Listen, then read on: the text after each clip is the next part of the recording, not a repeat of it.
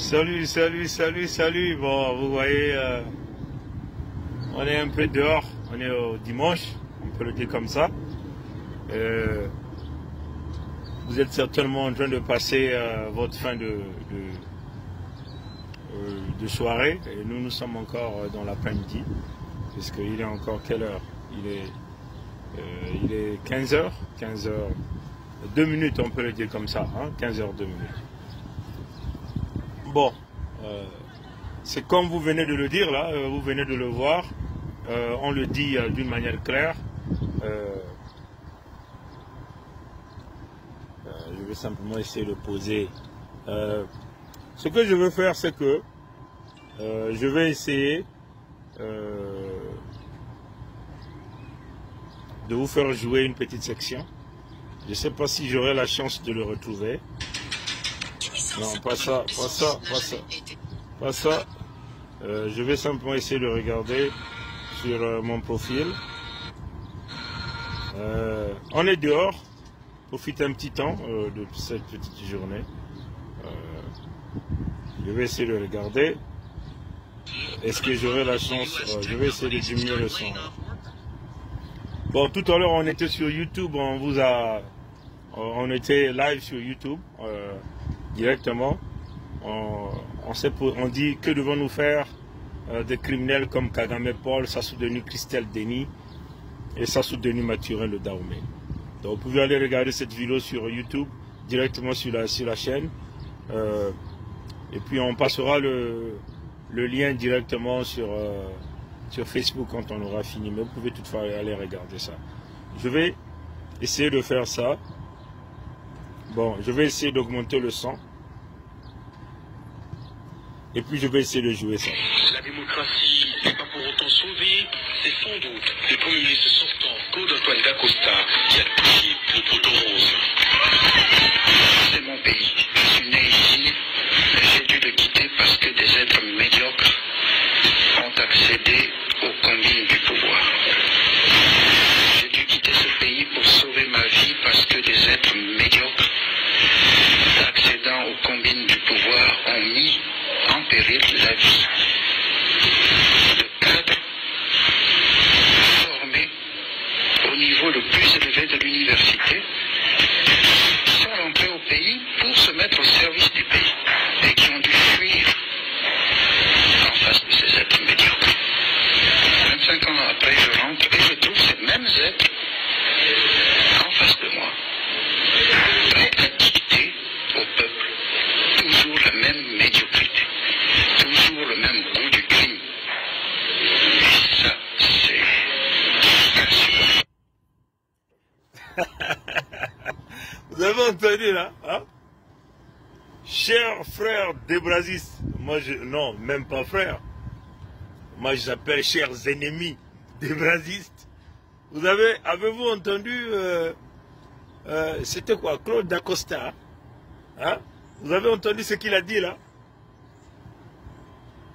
Si vous avez entendu ce qu'il a dit, est-ce que vous avez compris ce que Dacosta avait dit? Maintenant, nos questions. Hein? Qu'est-ce qui a changé? Après que Dacosta vous a dit tout ça, Dacosta a fait le constat, Dacosta lui-même, Pinto Dacosta a taillé la zone. Parce que les mêmes médiocres ont voulu à sa vie. Vous comprenez? Donc, les mêmes médiocres ont voulu à sa vie 2 fois. Il était d'abord là, ils ont voulu le tuer, il est né là-bas, il a taillé la zone, il revient 25 ans après. 25 ans. 1, 2, 3, 4, 5, 6, 7, 8, 9, 10, 11, 12, 13, 14, 15, 16, 17, 18, 19, 20, 21, 22, 23, 24, 25 ans après, il revient. Les mêmes médiocres sont là, veulent encore à sa vie. Les mêmes médiocres dictent leur combine et les rouages du pouvoir politique. Ils ont corrodé les intellectuels. Les mêmes médiocres ont ramené ceux qui se disaient intellectuels du ventre dans les loges diabolico-maçonniques, dans la sorcellerie, l'exotérisme, dans le ngunzisme, kimbanguisme, le catholicisme, comprenez? Dans le ntoumisme. Les mêmes médiocres se sont mis à tuer, à couper les têtes, à couper les pattes, à fracasser l'économie, l'éducation, la santé. Les mêmes médiocres détruisent l'éducation. Les mêmes médiocres ont pulvérisé les forces armées. C'est devenu l'armée familiale du clan Mbossi nordiste. Les mêmes médiocres ont saccagé les routes, les ponts, ont saccagé les entreprises. Les mêmes médiocres ont mené l'ensemble des peuples dans la misère totale. Qu'est-ce qui a changé depuis que ces médiocres ont encore revenu, depuis que les Dacosta ont taillé? Et ils sont là, ils sont encore revenus depuis 1997. Qu'est-ce qui a changé? Rien. Vous êtes toujours dans la dénonciation. Vous continuez de dénoncer. Qu'est-ce qui change? Rien.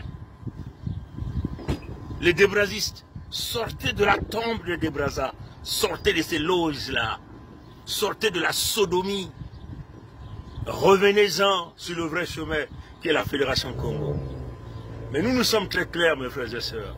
La Fédération Congo n'aura pas pitié pour les débrasistes.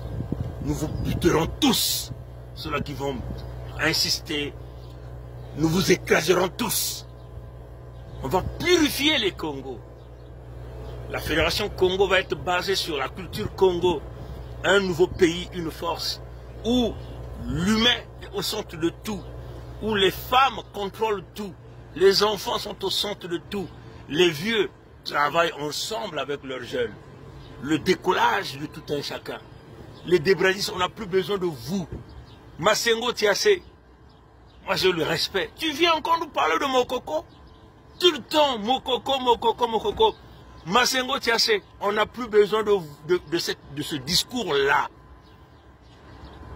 Les droits de l'homme, dans votre république, vous avez gagné quoi? Il n'y a plus rien. Les Congo prendront le contrôle. Chaque État est le royaume de la fédération. Les gens vont prendre le contrôle pour leur peuple. On n'a plus besoin des Mbossi, des nordistes, chez nous. C'est fini. Dites ça à Masengo Tiassé. Ceux qui sont encore renfermés dans la tombe de Débrasa. Dites ça à Boukadia. Vous êtes dans l'eau, à Mounari. On va vous couler. On va vous faire noyer. Devant tout le monde, le peuple viendra. Les criminels, Onsati Mabiala, ceux-là qui avaient l'argent pour aller acheter les armes. Mais ils ont mis l'argent mis dans les poches pour travailler pour la France, travailler pour Sassou. On va vous dégager tous. Les débrasistes, les Perrins. Est-ce que Christian Perrin peut encore le regarder? Mon interview avec lui, là où il s'était décidé dans les loges, préparer la destruction de Pongi et faire couler l'unité du Sud-Congo, donc empêcher la création de la Fédération Congo. Christian Perrin peut encore le regarder? Ce qu'il avait dit, ce qu'il disait, nous avons réussi à le sortir du trou. Lui qui se cachait derrière le débrasisme. Leur nom, débrasiste, leur prénom, mbossiste, fonction, cireur de chaussures, pour ceux de Kadi, monteur de fiches pour briser les Congos. Les vendus, on n'a plus besoin de vous. Dacosta vous a dit ça. Qu'est-ce qui a changé 25 ans après? À leur époque, 25 ans, ils ont taillé, ils sont revenus 25 ans après. Ils sont restés dans la médiocrité. Les mêmes médiocres sont en train de vous dicter la même chose jusqu'à aujourd'hui. Jamais le changement. Les mêmes médiocres sont en train de préparer leurs enfants de la médiocrité pour vous tuer, vous massacrer, vous exterminer. Je vais donc jouer encore Dacosta pour la dernière fois et on va couper le direct. Voilà la réalité, mes frères et sœurs. Dites ça aux Débrazis. Vous nous parlez de Mokoko? On n'a rien à foutre de Mokoko. Alors, Mokoko, c'est un mochi. Il a travaillé avec Sassou. Il est libre. Mokoko n'est pas en prison. Mokoko, Sassou lui avait dit, tu peux sortir, moi je ne vais pas te blanchir. Il est libre, Mokoko. Mokoko n'est pas en boloko. Hein? La démocratie n'est pas pour autant sauvée. C'est sans doute le Premier ministre sortant, Claude-Antoine Dacosta, qui a touché le poteau rose. C'est mon pays. Je suis né ici, mais j'ai dû le quitter parce que des êtres médiocres ont accédé aux combines du pouvoir. J'ai dû quitter ce pays pour sauver ma vie parce que des êtres médiocres accédant aux combines du pouvoir ont mis en péril la vie de cadres formés au niveau le plus élevé de l'université, qui sont rentrés au pays pour se mettre au service du pays et qui ont dû fuir en face de ces êtres médiocres. 25 ans après, je rentre et je trouve ces mêmes êtres en face de moi, prêts à dicter au peuple toujours la même médiocrité, toujours le même goût du crime. Et ça, c'est insupportable. C'est clair, tout est dit. Dacosta vous a dit, vous êtes dans la médiocrité continue et qui prépare, les mêmes médiocres préparent leurs enfants à prendre la relève et à vous emmerder dans la même chose. Zéro changement. Nous avons choisi la Fédération Congo, le nouveau pays, 55e pays d'Afrique, et nous allons avancer. On va tirer les coups de canon, on va écraser tout ce qui seront sur notre route, sur notre chemin. Tous les mochis qui seront sur notre territoire, les criminels, nous les buterons tous. Voilà notre position. Et on vous le dit d'une manière claire. Notre position est connue. Mais non, je me suis habillé en vert aujourd'hui. Dites ça à Simon Kimbangu Kiangani. Tu es foutu. Souvenez-vous, aujourd'hui, c'est le 12 juin 2022. Donc le 12 c'est 2 fois 6 ou 6 plus 6. Ok, il y a un 6 là-bas. 6e mois de l'année. Et en numérologie, vous prenez 2022, c'est 2 plus 0 plus 2 plus 2 égale à 6. C'est 666. C'est ce jour que Simon Kimbangu Kiangani a décidé d'aller en Luango pour tenter d'ouvrir la porte mystique fermée par Dieu, la porte du sang. Souvenez-vous que le 12 mars 2013, 12 mars 2013, c'est ce jour que le cardinal Bergoglio, l'Argentin, celui qui sait que l'Opus Dei avait nommé pape du Vatican, celui qui se prénomme aujourd'hui François, le 12, et nous sommes au 12 aujourd'hui, hein, et dans la nuit, il avait été décrété gagnant, la nuit, donc nuit des rituels, et le 13, il s'est annoncé pape en public, donc eux, ils sont au 12, le 666 dans les rituels, et le 13 c'est demain qu'ils veulent vouloir annoncer leur victoire, qu'ils ont réussi à ouvrir la porte. Je me suis donc déguisé en vert aujourd'hui pour demander à la puissance et à la force de nos ancêtres de bloquer les routes, de les foudroyer tous, ils seront tous calcinés.